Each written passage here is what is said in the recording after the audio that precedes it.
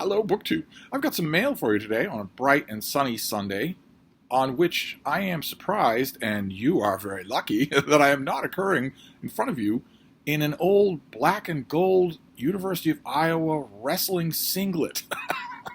I never wrestled for the University of Iowa, but I had a number of those singlets given to me as, let's just say, commemorative gifts. Or maybe they were trophies, I don't know which. But I'm not wearing any of those today, even though all morning long I have been engaged in wrestling. I have been wrestling with books here at Hyde Cottage. Because you know how it goes?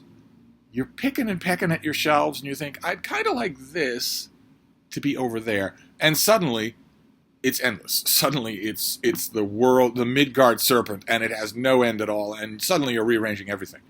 And that's only now. In 2 weeks, I'm going to rearrange everything even more. I'm going to have help then. Now, I was doing it all by my lonesome. And books were everywhere. And they are now everywhere. You start a project like that and you think you see how you want it to look, but you can't know what it will look like until you do it. And then once you've done it, it doesn't look good. It doesn't look like what you want. So I am, it is a work in progress, but I thought I would stop and do some mail, because we have some mail, some packages, and also a great big box at the bottom. So I will take a hiatus from wrestling. only unlike the hiatuses that Dan Gable's All-Stars took from wrestling, I will not be filling the time with unbelievable amounts of drinking and smoking. Because no matter what he liked to say about his Spartan athletes and how pure of soul they were, they knew exactly what they needed to do to get to weight. They knew exactly what they needed to do to pass his inspection. And when they weren't under his eye, they were drunken Roman senators, the kings of the campus. Tiny, but the kings of the campus. But anyway, let's see what this first one is. Oh, boy. Okay. Boy, yesterday we got Charles Sumner, and today we're getting John Adams. How incredible. By an author whose name has just come up. This is Lindsay Chervinsky, and this is her new book, Making the Presidency, John Adams and the Precedents That Forged the Nation. Not presidents, but precedents. And like with the Charles Sumner book, this cover mildly mucks around with the famous portrait. The picture on the cover of the Sumner book, what was it called? The Great Abolitionist? The picture on the cover of that book was no portrait that was ever taken of Charles Sumner. And that is a little bit more puckish than John Adams ever was. The price of moving books around, as you all know, unlike moving my ebooks around on my slate of plastic and glass where no dust is kicked up at all. Believe you me, one of the goals of all of this book wrestling is to get a lot of these things onto the sale pile that is growing on the kitchen floor. I am not moving things mutatis mutandis. I am not moving things just to move them. I'm moving things to find out the dead weight. But let's see what we have here. So this comes out in September. Oh my God. Is that right? Oh my God, it does. This comes out in September. Okay, that's by far the latest book that I have. Who knows what things will be like in September. Here, let's hold this in the true presenter fashion so that you can see the author and the title and the subtitle. In 1797, enormous challenges confront the fledgling United States. George Washington retired, leaving the second president, John Adams, with impossibly big shoes to fill, little guidance, and a hostile cabinet. The unprecedented situation required every bit of Adams's decades of experience, stubbornness, and commitment to the Constitution. Into this morass, President Adams walked and managed to deftly tread through intense partisan divides, debates over citizenship, fears of political violence, and the potential for foreign conflict with France and Britain. In this book, this is Lindsay Chervinsky's second book after The Cabinet, which came up in Steve's stream, I think. Oh no, a Q&A. We dive into the meticulously researched world where Americans were unsure if the presidency could even succeed without George Washington, which was a very active concern. It was a very active concern when the Constitution was being debated. The Constitution was raucously debated all up and down the eastern seacoast. That was one of the big complaints. Was, sure, you've got Washington to be this president person now, but you've given this president some powers that seem unlimited by any kind of checks and balances or any kind of legislation. What if it's not Washington? Well, we can all agree that we admire Washington. We can all agree that he has judicial restraint, that he is a sober, serious man. What happens if you get somebody in there who's not? A lot of people debated that. So this isn't going to be a John Adams biography at all. This is going to be a political biography, which is even better. I mean, who cares how many times he blew his nose in Braintree? This is even better. Also, well, let's continue here, and then we'll finish up here. While Adams maneuvers through the underhanded machinations of his own cabinet, who betrayed him time and again, the author leads us through the fascinating history you didn't learn in high school, illuminating the political infighting and backbiting Adams faced, along with sharing the inner workings. Inner workings is 2 words. Okay, whoever wrote this pub sheet, it's not 1 word, it's 2 words. It's only 1 word in James frickin' Joyce. Of a stalwart political family. The author illustrates how Abigail, that's Abigail Adams, her political savvy and ingenuity, and their son John Quincy Adams' deep connections in Europe help guide Adams through many difficult decisions and hot-headed moments. As the nation once again teeters on a precipice, the author invites us to revisit a president who protected the nation from foreign attack, forged trust and dedication in election integrity, and established the peaceful transfer of power between parties, even though it cost him his political future. Okay, that last paragraph I'm really hoping is not part of this book. If this book is in any way a response to the fact that for the very first time in our lifetime we have a president who disrupted the peaceful transfer of power, tried to overthrow the government, did not concede, has not conceded. If this book is in any way a referendum on those news stories, it immediately devalues itself. So we'll just have to hope that it doesn't. But one thing you can definitely notice here, with making the presidency and also with the cabinet before it, I wasn't overly impressed with the cabinet. Now that I think about it, reading in this pub sheet that this is Chernivtsy's second book, I realized that a lot of the problems I had with the cabinet were first book problems, which are remarkably similar between nonfiction and fiction. But one thing you'll notice between the two of them is that this is a historian who is willing to tackle complicated subjects for a popular audience. That's fantastic. I mean, Lindsay Chernivtsy's, I don't know, we'll read a little bit about Lindsay Chernivtsy, but her agent had to at least subtly hint to her in a lunch that a biography of John Adams coming out in September on the doorstep of the fall buying season would probably end up being a lot more popular than a study of John Adams's constitutional maneuverings. Unless her agent agrees with her, unless her agent believes in her, that would be wonderful if that were true. But you know as well as I do that would get more attention. And this is not that. This is a better path. Same thing with the cabinet. It could have been a George Washington biography. It wasn't. I like that. I like that very much. This is 2 books in a row. Now, you can never tell with the first book, but this is 2 books in a row where this author has taken the path less chosen. And that's wonderful. So let's read about this author and shipwreck the whole amount of goodwill we've built up so far. Dr. Lindsay Chernivtsy is a historian of the presidency, political culture, and the U.S. government institutions.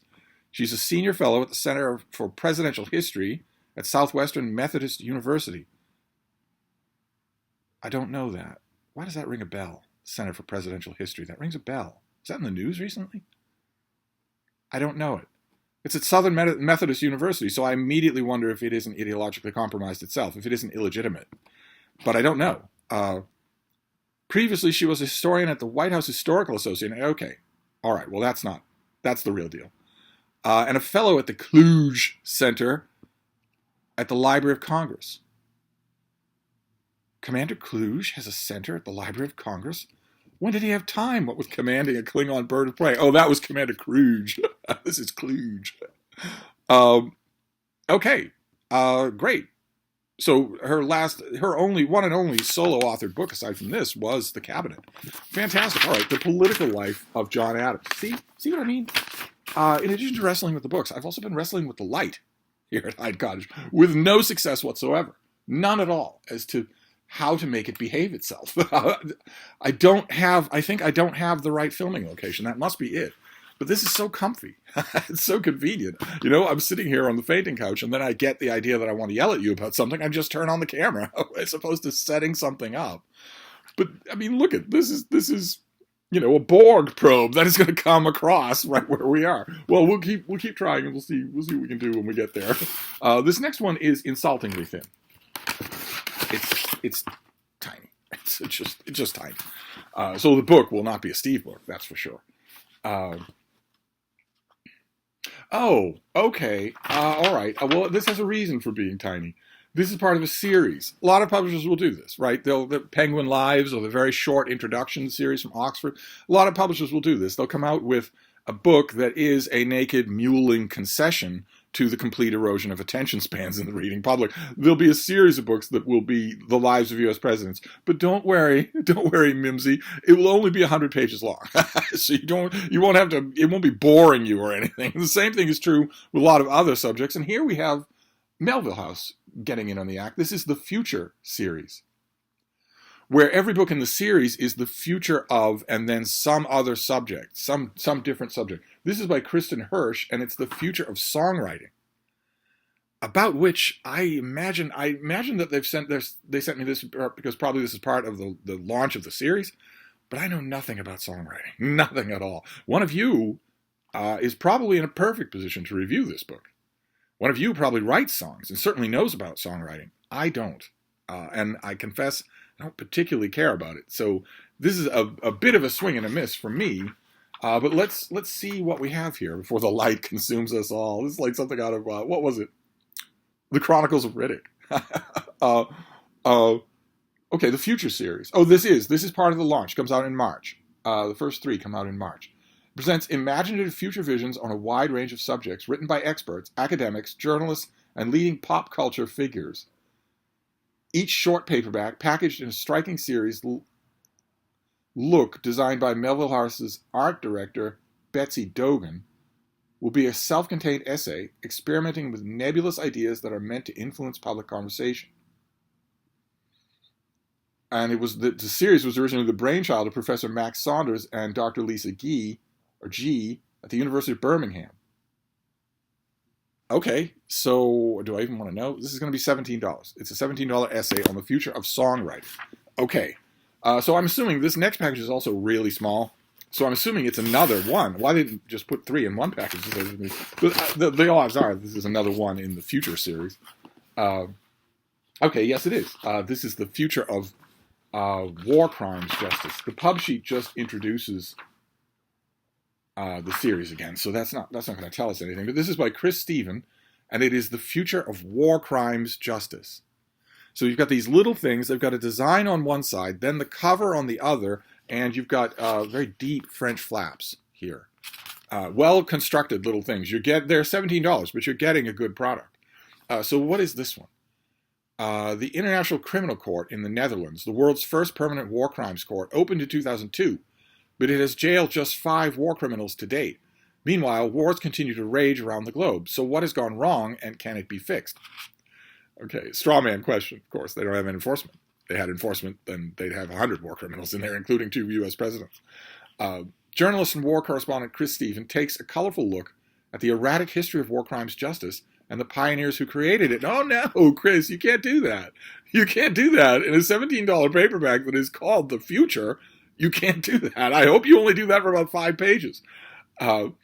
He examines its shortcomings, the options for making it more effective, including the case for prosecuting the corporations and banks who fund warlords. And good luck with that. Casting a net wider, he examines alternatives to war crimes trials and peers into the minds of war criminals themselves. With war law advocates fighting for justice on one side and reluctant governments unwilling to relinquish control on the other, will the world of the future be governed by rule of law or might is right? Yeah, well, it's a great idea. It's a fantastic. Wouldn't it be wonderful if it were so? If the world were this way. Right now, the main weapon that the War Crimes Tribunal in The Hague has to wield is public opinion. They can brand you a war criminal. And they don't even do that as much as they could. They don't even do that. It would be great if the signatories, if every sovereign country signed on to a war crimes tribunal. I mean, if it can be proven beyond a shadow of a doubt that your leader or his secretary of war committed war crimes, why would you want to protect them? Unless you're in favor of that. So if nations signed on and gave it teeth, that would be a different story.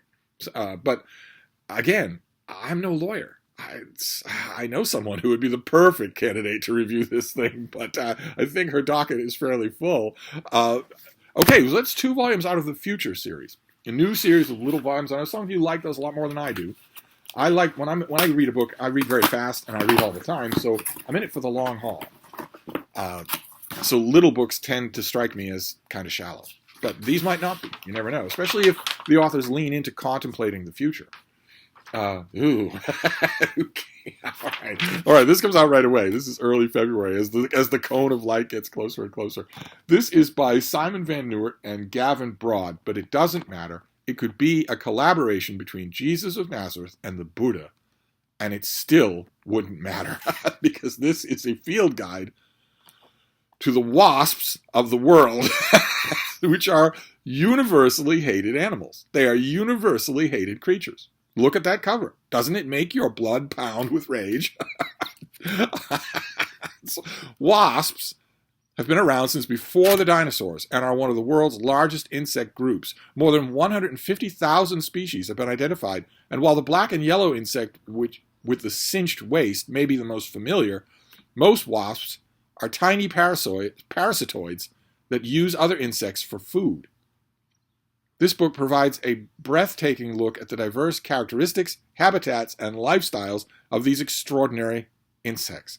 They are also universally hated. They are universally hated insects. They are designed, as you can see on this cover. I mean, never mind saying that the familiar kind is the only one we know. Look at the design on most of these bodies.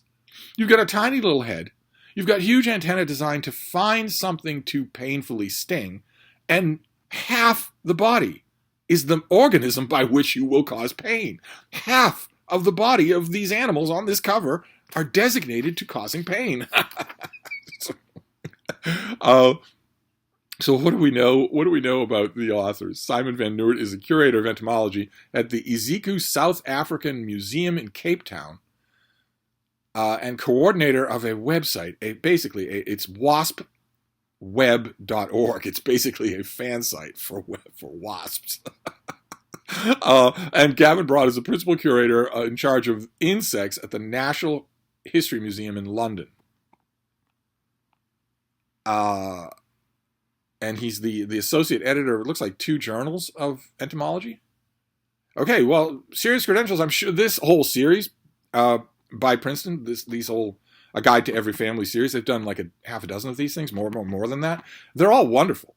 They're all absolutely wonderful. Let me give you an idea. I'll have to traumatize you by making you look at these creatures, but look at that. They give you good descriptions of the creature and its habitat, all of its, as much of its natural history as is known, and depressingly, the natural history of all of these things is basically everywhere. They're almost impossible to hurt or kill. All right, so wasps of the world. Okay, and then we have the box, which can't be anything but a step upward. So let's see what the box is. I didn't know that I was expecting anything box-worthy from publishers for a while, but if I'm getting September books, then this, that's fair game. This might actually be something from a publisher that I could. Oh my! Oh goodness gracious! Oh, all right. All right, there is a rule on this channel. there is a rule on this channel. Rule number 1 on this channel is don't send me a book. Despite the fact that I'm surrounded by books, I love books and eat, sleep, and breathe books, you just picking a book at random and sending it to me is almost certainly going to be a waste of time. There are only a couple of people in the world who can go into a bookstore blind and pick a book that I will likely like and also likely not have. And you're not one of them. So neither one of them watch this channel. But if I make a request, if I whine and plead and beg for something, well, then you can box it up and send it to me. And this person found the very thing that I had been asking for, the old Reader's Digest hardcover of The Hound of the Baskervilles. This is a study on Scarlet as well, and these old Reader's Digest have original illustrations, a really strong binding. They are wonderful. They are absolutely wonderful. Look at that. There's Barrymore signaling on the moor in The Hound of the Baskervilles. We just finished a read aloud of The Hound of the Baskervilles. Maybe this means we should do a read aloud of A Study in Scarlet. I killed a paperback of Hound of the Baskervilles. I started reading the Magnum Easy Eye paperback, and I killed it. It broke into 2 pieces. And I've been using the Penguin Classics trade paperback of the long novels, but now I have the very thing I want. Fantastic. These old Reader's Digest volumes are terrific. They are absolutely terrific.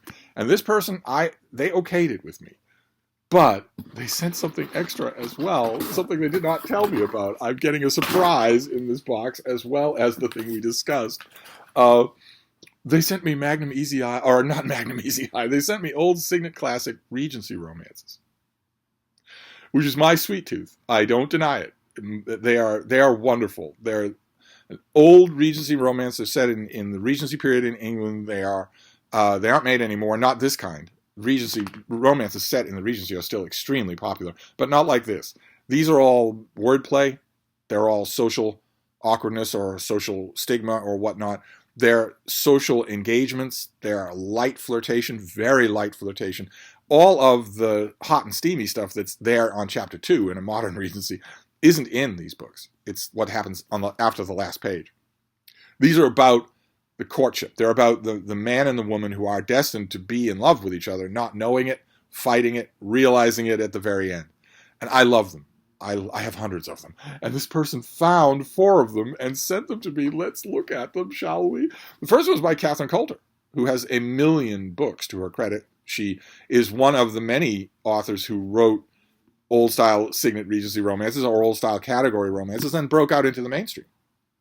And this is An Intimate Deception. These old Signet Regency romances also have these original cover illustrations that are also wonderful, although they can have anachronisms. Obviously, there are a couple of anachronisms right here. What have we got here?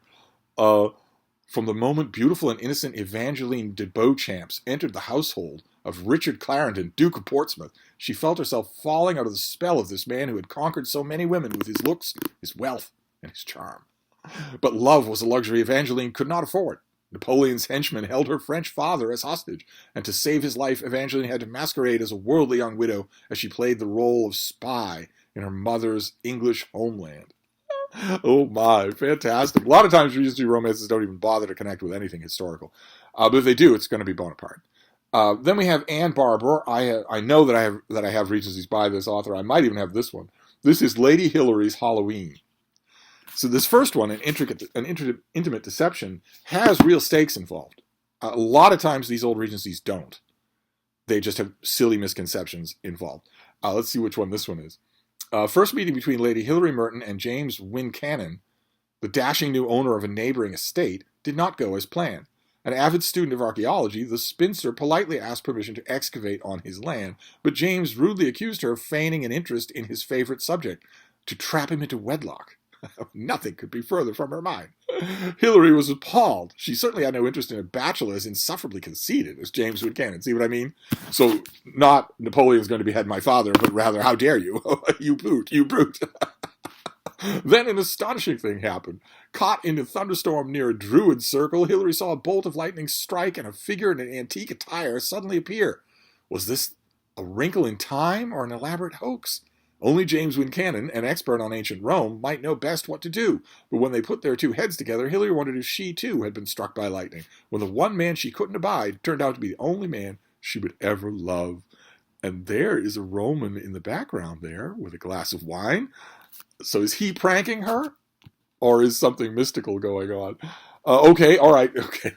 Okay, this next one's also Catherine Coulter, and this is at least the 3rd copy of this that I have. I keep getting copies of this, but that's okay. I just found one the other day at the Boston Public Library book sale. This is, again, by Catherine Coulter, and this is The Autumn Countess, with this gorgeous cover. Look at the color scheme there, just amazing. Okay, so I know that I have this, but thank you, whoever sent it. Thank you so much. And then the last one is by Emily Hendrickson. Now, she wrote a lot of these old Signet Regency romances, so I may have this. I'll have to check. The book wrestling that I've been doing today has not extended to my romance bookshelf. It's going to have to. It's going to have to sooner or later, because that shelf is a mess. An absolute mess. I need to take it under control, and the way to do that is to pull every romance off those shelves and organize them according to author. It's the only way that I will ever know if I have duplicates. Would be to make a separate pile on the floor for each Signet Regency author. And Emily Hendrickson wrote a lot of these, and I have a lot of them. So I may have this already. I'll have to look and see. I don't know. This is a chance encounter. Boop Poops, with the King Charles Cavalier Spaniel on the cover there, so who cares what goes on with them? Although you can notice the anachronisms, right? Especially in his hair. But let's see here. You have been cheated, my dear Felicia. These were the dying words of Felicia Brooke's guardian. An overturned carriage had taken his life and nearly cost Felicia hers. But she had been lifted from the carriage by Henry, Lord Cheshire, one of the Ton's most eligible bachelors. Although the handsome lord looked at her outmoded dress with distaste, he did not miss her incandescent beauty. And when he discovered that Felicia had indeed been swindled out of a vast inheritance, he gallantly offered to investigate. Gratefully, Felicia accepted and secretly lost her heart. What about the dog? I don't care about them. It's going to give me a baby like that on the cover. All right, so fantastic. So I have the person who sent The Hound of the Baskervilles also sent the Signet Regency Romances. You people are just too good to me. So this gets to me too late for a read-aloud of The Hound of the Baskervilles, but is in perfect condition for a read-along of A Study in Scarlet, which might be a really good idea. So that is the mail for this Sunday. We beat the bar of sunlight that is eventually going to come over here and obliterate me. We have wasps of the world. Aren't they cuddly? Aside from mosquitoes, they are probably the foremost candidate where if a person had the ability to just summarily go extinct an entire family of creatures, these would be the ones. First, I think it would be mosquitoes. And with mosquitoes, there would probably be a better reason, because mosquitoes are bearers of disease, human diseases. But wasps, they are pure malice in insect form. I think they would be second on that list. Then we have making of the presidency. So how did the presidency become what it was?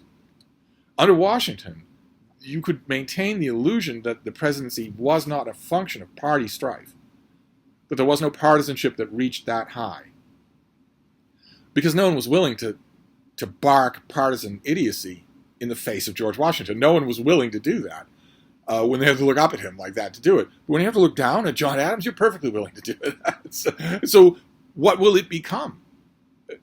What will it become when it's no longer Washington? That's a great subject. I've read probably 5 books on that subject. Can't wait to read another one, although I am going to wait. There's no way on earth I could justify reading a September book when spring hasn't even started. And then we have the Future series from Melville House. So we've got 2 here, the Future Songwriting, the Future of War Crimes Justice. But there'll be others. In fact, didn't the sheet name what the other one was? Future of Songwriting, the Future of War Crimes Justice. Oh, the Future of Trust. The Future of Trust is the other one that I somehow didn't get today. It'll probably be coming soon, and you can tell right away, you can guess right away what the Future of Trust will look like, since you've got generative AI that can be you. It can be anything, and it can be you, and it's getting better and better. We think, oh no, I can look at an AI and tell right away that it's not an AI, but you can't always tell right away. Sometimes you have to study it, and 2 years ago, you could tell right away. 2 years ago, it was obvious. It's no longer obvious. Now it takes you staring at it. What does that mean in 2 years from now? Yeah, and also voice replication as well. So the Future of Trust is a big deal.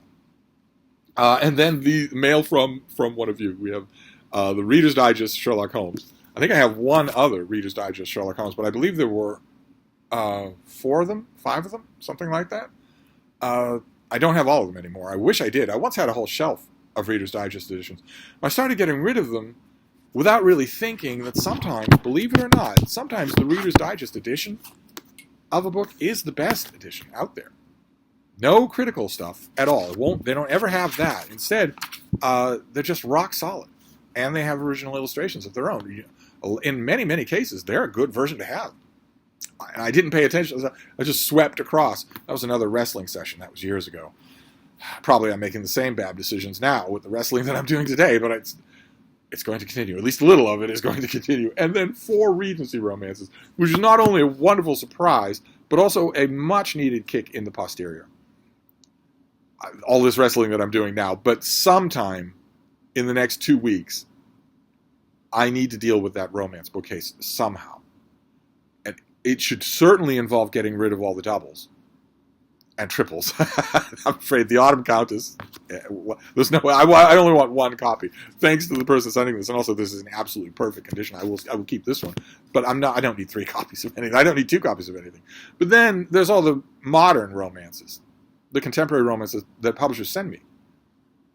How many? I've read them all and I reviewed some of them, but how many of them do I want to keep?